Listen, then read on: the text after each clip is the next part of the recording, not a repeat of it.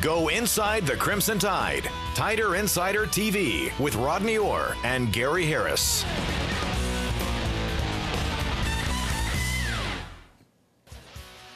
Well, Jadeveon Clowney said all the right things in regards to Alabama yesterday. He said if the Tide ran a 4-3. He said when he was on his visit, he almost committed. He said if it wasn't so far from home. He said if his mom had given him his blessing. But at the end of the day, Rodney, just like you had been telling people, although Alabama fans always hold out hope, it was South Carolina. And I don't think there was ever much doubt that's where he was. Well, again, Gary, when you're talking about the nation's #1 player, it's very difficult to get him out of his home state, and we saw it play out yesterday.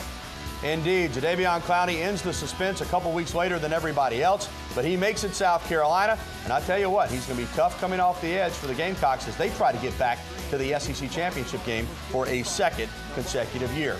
But Alabama, still another great class. More on that in a moment, and already working on 2012. Good evening, everybody, and welcome in to TITV, presented by Buffalo Rock. Tonight we're enjoying Diet Dr. Pepper, there's that sound, alongside Rodney Orr from TiderInsider.com. I'm Gary Harris, and I mentioned 2012, Rodney, because I'll tell you something. It's a year away from signing day, nearly, but the Crimson Tide wasting no time. Already 8 commitments, 2 of them coming on Monday night. First, let's talk about the running back out of Georgia, Kenyon Drake, and our John Huddleston has already rustled up some film on this young man out of Powder Springs, Georgia. Everything you see on this guy you like. Speed. Reminds me of Bobby Humphrey a little bit. Runs straight up, but he can get it. And he's a little bit bigger than what he's listed there, Gary. He's probably closer to 190. And you look at him, he's just a great athlete. The versatility there, certainly he's in high school running back, but he has the ability to play other positions. Tremendous receiver as well out of the backfield, Gary. He had close to 1,800 total yards last year. There you see him catching the ball down the field. And hey, Bobby Humphrey could catch the ball too.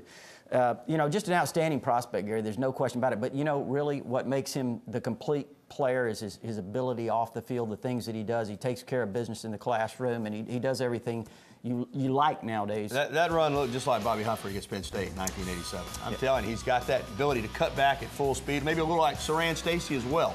Good-looking prospect. He is out of Powder Springs, Georgia. What's the high school again, Rodney? It's Hillgrove High School. Hillgrove High School, yeah, out of Powder Springs. Okay, outstanding prospect from the Peach State, recruited by Kirby Smart. But we know what kind of year it's going to be in-state in 2012. If there's an off year, it's usually followed by a very good year. That was the case. 2011, down a little bit. 2012, looking good. And I'm going to tell you something. It's early, but Tyler Hayes is a pivotal recruit. He had already said it was either going to be Alabama or Auburn. A lot of the Auburn folks felt good about him, felt real good about him, but the two-way player, running back, linebacker, cast his lot with Alabama last night. You had the story on TiderInsider.com, recruited by Jeremy Pruitt. This is a big in-state pickup for Alabama. Make no mistake about it. Well, there's no question, Gary. When you look at him, he's a lot like Quan Alexander from Oxford. Maybe not quite as fast as Quan, but he's certainly that same kind of athlete. Probably be a linebacker in college, but he's an outstanding running back. He had 85 touches, over 1,000 yards on offense, 16 touchdowns, and 72 tackles last year on defense. So he's a outstanding prospect. But again, he'll probably be an outside linebacker, on this level. And you look at him, he has the ability, the frame to grow. So he's going to be an excellent player. Let me ask you, Jack Hankins, the head coach down there, you know him well. You knew it was Alabama or Auburn. Were you surprised, though, he went ahead and pulled the trigger? Well, a little bit, but not necessarily. I mean, when you look at him, I think he wanted to make an early decision. You mentioned, Gary, there was an in-state battle, so he pretty much had it narrowed down very early on. And, he said the deciding factor was, interestingly enough, he said Alabama is a better school. The academics are better. That was his deciding factor. Looking at it from the big picture. So Alabama off to a fast start for 2012. With the addition of Drake and Hayes, as I said earlier, Bama now has 8 total commitments. And, Rodney, as you take a look here, obviously, Alabama doesn't make a lot of early offers unless they feel these players are top-level athletes. This class is already shaping up as a top-tier class. Well, just run it down a little bit. Yeah, and when you look at what it could be or what it possibly will be, it could be amazing. We mentioned Hayes. We talked about some of these guys last week. But Caleb Gudger, outstanding two-way defensive lineman from Prattville, Dakota Ball. Again, he reminds me a little bit of Jarrett Johnson mentality-wise. He's from the state of Georgia as well, one of the top defensive linemen in the Southeast. Adam Griffith's the #1 kicker in the country. We know about Reggie Ragland and his great athletic ability. From Madison Bob Jones, you saw Kenyon Drake earlier. And Eddie Williams. He may be the top 1, 2, 3 safety in the country. Another Haseen Clinton-Dix. I was just going to say, thing. Haseen Clinton-Dix stuck early with Alabama, or committed early and stuck with the Tide the whole time. Now here's Eddie Williams, same type of prospect. It's great when you get your class started off with a high-profile prospect like that who is firm to you, and there seems to be no reason to think that Eddie Williams is going to waver at all. No, I think he is solid. Again, I think his family has good support there from family members who have been very impressed with Alabama. Alabama got in on him very, very early. And, you know, Gary, you talked about his ability. I mean, he's a great player. He's a guy that Mickey Andrews saw as a freshman in high school and said he's an NFL first-round guy as a free safety. So, you know, we'll see how he pans out, but he certainly has a lot of ability. All right, a long way to go, but already the class of 2012 looking great for Alabama. The Tide off to the fastest start of anybody in the country, including Texas, for next year's signing day. Okay, let's move on to basketball, where Anthony Grant, I tell you this, he's a pretty easygoing, level-headed, move on to the next play guy, but he was upset about several calls in the Vanderbilt game, including that one, which was horrible. The official right on top of it. JaMychal Green not out of bounds, 6 inches in bounds, was called out by a veteran official. He called the SEC office about that. The Tide lost the game 81-77, but he said the next day, we've got to move on, and Alabama did exactly that on Saturday against Ole Miss at home, jumped out to a 20-point halftime lead, led by as many as 23 in the second half, hung on a little bit, fatigue set in, but still they won it by 10, 74-64, and Alabama continues to play great defense, make clutch free throws. And this is a team right now, even with Florida in the loss column, 2 losses atop the SEC standings, a half game behind overall, leading the SEC West by a wide margin. And when you look at that schedule, Rodney, all of the West Division games, Alabama certainly is capable of winning those. They'll have a chance at Florida. They finish out at home against Georgia. This is a team now on the move, and I think going to get into that NCAA tournament. The question now is, how far will they be able to move up in terms of the seeding? But the fact that we're even having this conversation is remarkable when you look at the start Alabama got to the non-conference season, getting swept in 3 games at the Paradise Jam, losing every road game they played prior to the SEC, to be able to get into conference, tweak it a little bit.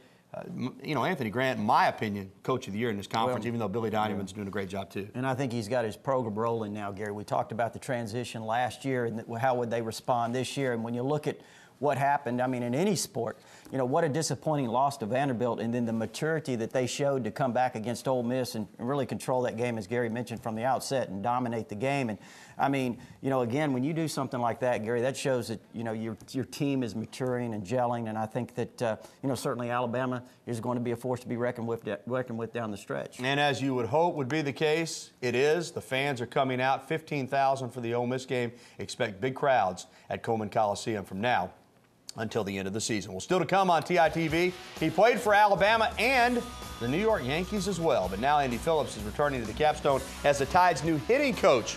We'll sit down with him to discuss his past, present, and future with the Crimson Tide baseball team. Plus, we'll get to your phone calls and emails. The number you need to call us at, 205-348-WVUA. That's 348-9882. Or you can email us, titv@wvuatv.com. Stay tuned. You're watching the show that takes you inside the Crimson Tide.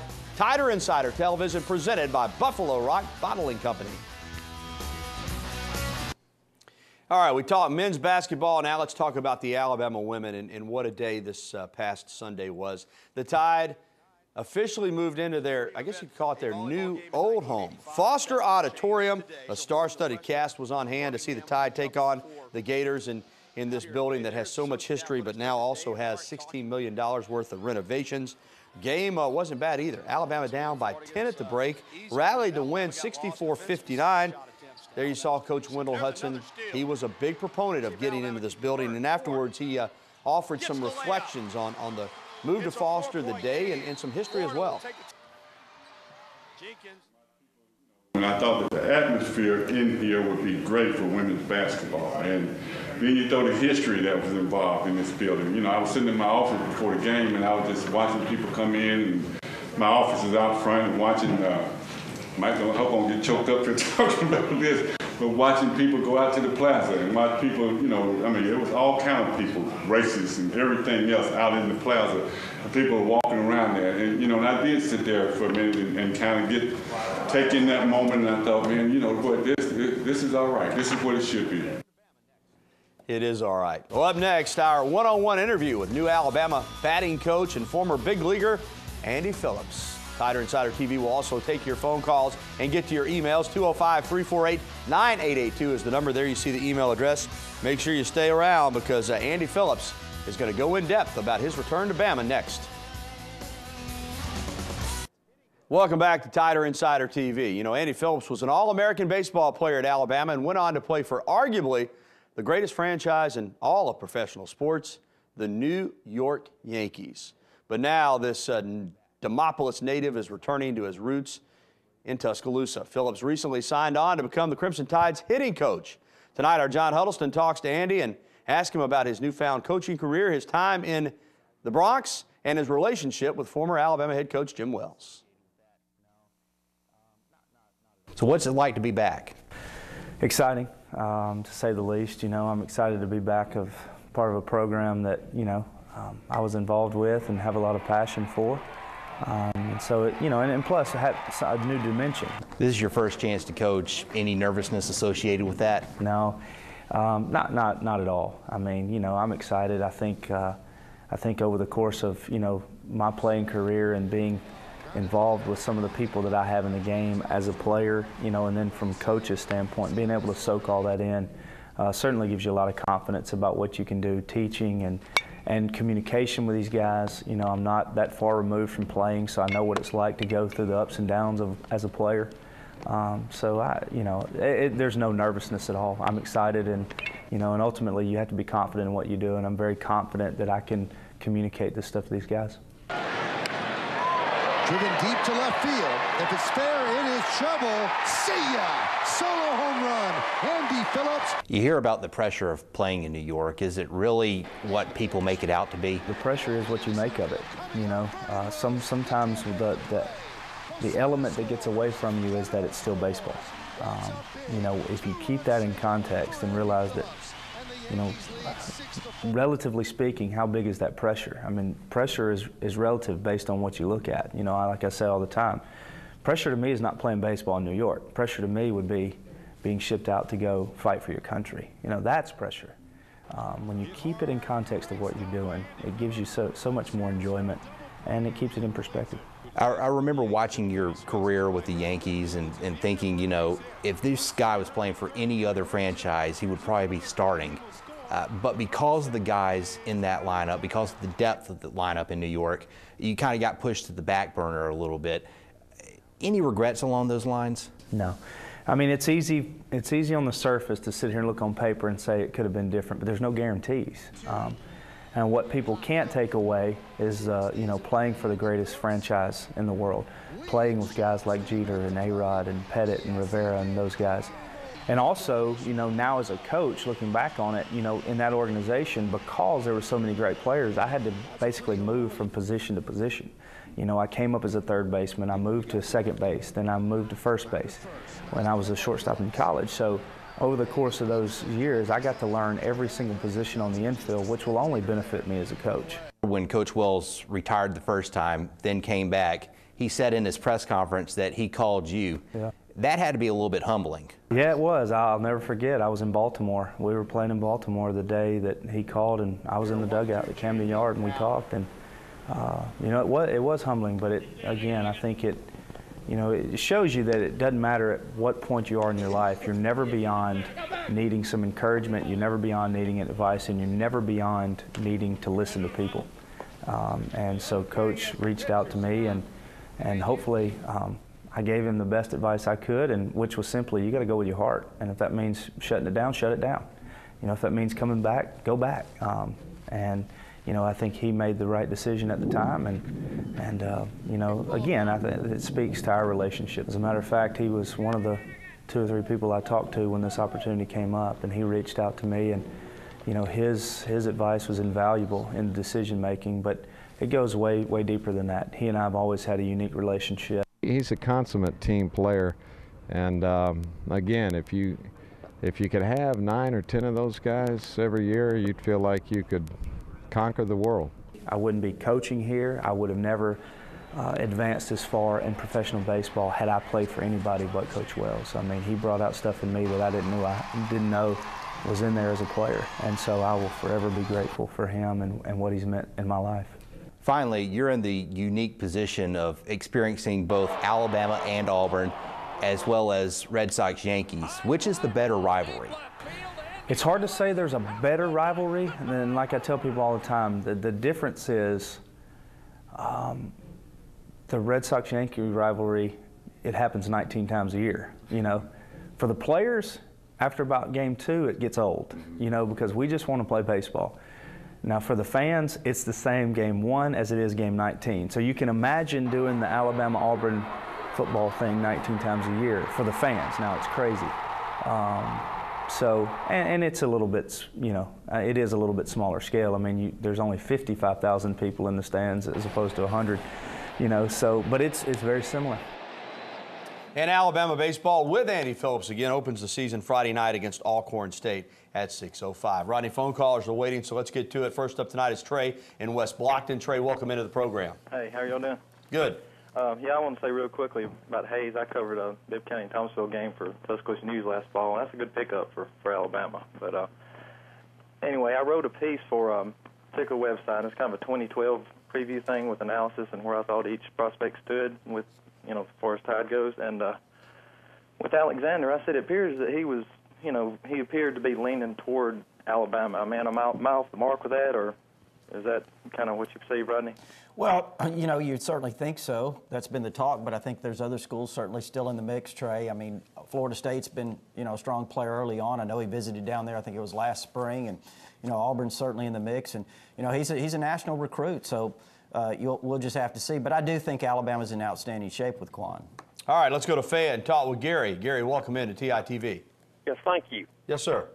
I'd like to know about Justin Shanks, what his status is. Well, he's an excellent player, and he may be at Alabama's junior day this weekend. We'll see. But he is from Prattville, a defensive lineman, and Gary, he's got a chance to be a great, great player. He's a big guy. He's close to 300 pounds already, and I think, you know, when it comes down to it, it's probably going to be an Alabama-Auburn battle. Which way will it go? Kind of early to say. Now, 2 of his teammates, of course, Justin Thomas, the excellent athlete who plays quarterback in high school, as well as Caleb Gullidge, who we talked about earlier, the defensive lineman. They've both committed to Alabama. We'll see if Alabama can wrap all 3 up. All right, Trey and Gary, thanks for the calls. LD and center continue to hold. We're going to take a break, and we'll come back with you and more phone calls right after this. As always, here on TITV, Rodney and I are outfitted tonight with original elephant wear shirts from the Locker Room, located on the University Strip, a Tuscaloosa tradition since 1964. And Rodney, you've got the light blue-gray blend. Mr. Gatewood's watching. I got to get me one of these. Specially ordered. I like this one a lot myself. Hey, you can drop by Monday through Saturday and check them out, or you can look them up online, www.locker-room.biz. And you can go right through their inventory. They've got original elephant wear shirts, ties, pants, pullovers, and much, much more at the Locker Room in Tuscaloosa. Okay, let's get right back to the phones and talk to LD in center, who has been patiently holding. LD, welcome in. Hello. Hey, how you doing? I wanted to go back to basketball, and I heard that during the game that they had the second-rated class in recruiting. And plus, I was wondering about the youngster that is considering UConn and Alabama. Are you talking about Trevor Lacey? Yeah, he's considering UConn and Alabama. Well, he's considering a number of schools, LD. He's a great player out of Huntsville, a guard who can shoot, run a team as well. And I don't know who said Alabama had the second-rated class. They've got a good class. Maybe they meant second-rated in the SEC. I don't think right now it's rated second nationally. But it's a good class, and Anthony Grant is building momentum on the recruiting trail, has already picked up signings of Levi Randolph, Rodney Cooper, Nick Jacobs, a big junior college center. So, yeah, if he could add Trevor Lacey, that would kind of be the cherry on top. Well, you know, a lot of people were saying early that he was struggling recruiting. You remember a lot of the complaints on the internet, and then now all of a sudden he's, as we talked about, he's got it rolling. Yeah, he does indeed. All right, let's talk with CB. CB, gentlemen, how y'all doing, buddy? I've been seeing CB at the basketball games. Go ahead, CB. Yes, sir. All this stuff going on in Alabama, these recruits, buddy, what do you want to play? You know, just come on. We got it happening in Alabama.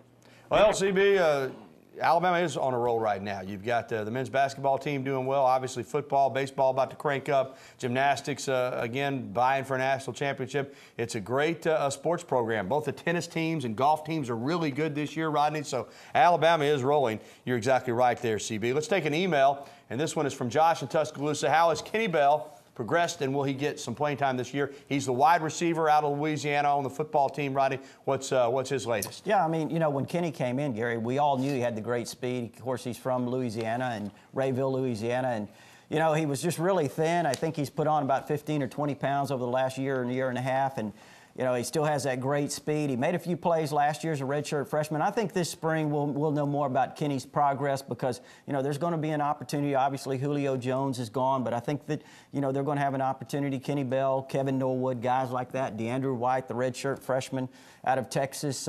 Kewan Malone out of Memphis. Those are some wide receivers to keep an eye on. Young wide receivers to keep an eye on. All right, up next, the power of pink will be felt again this Friday at Coleman Coliseum. We'll have details when Tider Insider TV continues. Well, everybody's going to be thinking peak in Coleman Coliseum this Friday, and with good reason. The Alabama gymnastics team is holding its 7th annual Power of Pink meet, which is used to raise breast cancer awareness. 17 survivors from West Alabama will be introduced prior to the meet. Bama will face Kentucky at 7:30. Tickets can be purchased online at rolltide.com and through the Alabama ticket office. Turn out and support breast cancer awareness. And Alabama Athletics, WVUA TV is your home. Look at our broadcast schedule for the next week or so. We have got you covered for a bunch of different sports. And finally, it's dinner time tonight. We're headed back over to Northport to one of our favorite places, the Pottery Grill, and enjoy some of that great barbecue. We love that sausage, don't we, Rodney? Yeah, we do. We'll get a couple bowls of that, that's for sure. Don't forget, if you miss any of tonight's program, you can catch it on our website, WVUATV.com. So for Rodney Orr, John Huddleston, Jonathan Newman, and our entire WVUA TV crew, I'm Gary Harris. For Kenny Bell, too, who we talked about on the program, have a good night. We'll see you next week.